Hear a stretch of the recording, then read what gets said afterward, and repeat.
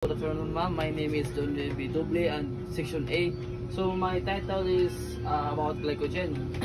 So first, what is glycogen? So glycogen is a complex carbohydrate, also known as animal starch, that serves as the body primary storage form of glucose. So primarily stored in the liver and muscles. So nasa sa liver o muscles makitaan ang glycogen. And readily available as an immediate energy source. So, glycogen has a structure similar to that any of amylopectin. So ang glycogen daw mauna sa amylopectin. Ang amylopectin is a water-insoluble polysaccharide and highly branched polymer of a glucose units found in the plants. So all glycosidic linkage are of the type, and both 1 to 4 and 1 to 6 linkage are present. So glycogen and amylopectin differ in the number of glucose. So nagkalahi ang glycogen of amylopectin sa number of glucose units between branches and in the total number of glucose units present in a molecule.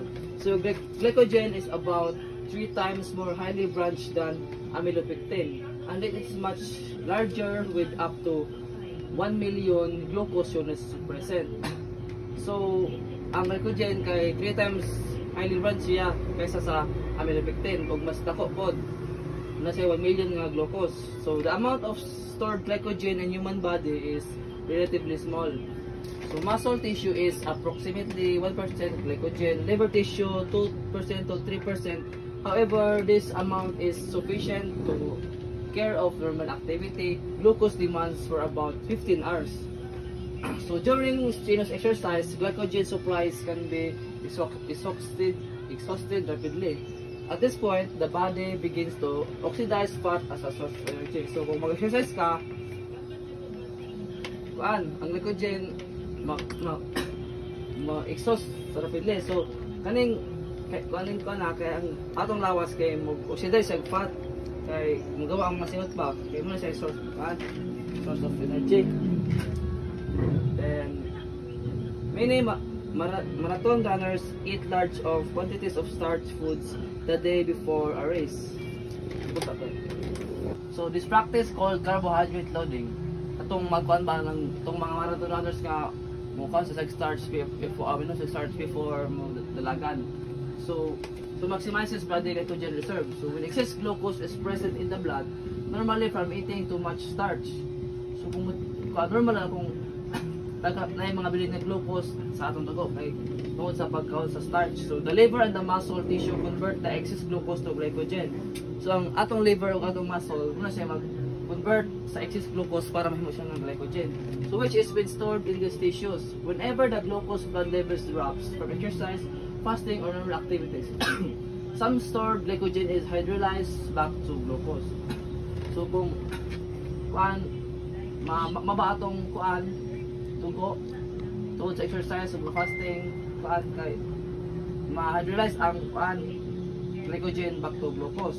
So these two opposing processes are called glycogenesis and glycogenolysis, the formation and decomposition of glycogen respectively. So muna iyang formula itong glucose ding mapunta siya sa glycogen na glycogenesis. Tapos ang glycogen mapalit sa glucose, so tawag siya glycogenolysis. So glycogen is an ideal storage form from glucose. The large size of these macromolecules prevents them from diffusing out of cells. Also, conversion in glucose to glycogen reduces osmotic pressure. So when we say osmotic pressure, it's the amount of force applied to solution that prevents solvent from moving across a permeable membrane. So if all the glucose in the glycogen were present in cells in free form, high concentrations of glycogen in a cell sometimes precipitate. So kung ang glucose kay dahan nga ma-present sa cells sa free form, so daghang concentration sa glycogen ang nasa cell, ma-precipitate siya, then ma-crystallize, mahimo na siya glycogen. Then may glycogen granules. So these granules is symboled in photographs of cells under electron microscope magnification. So nasa sa figure 25 makita dito nga picture nga atong sa glycogen nga na atong microscopic. That's all.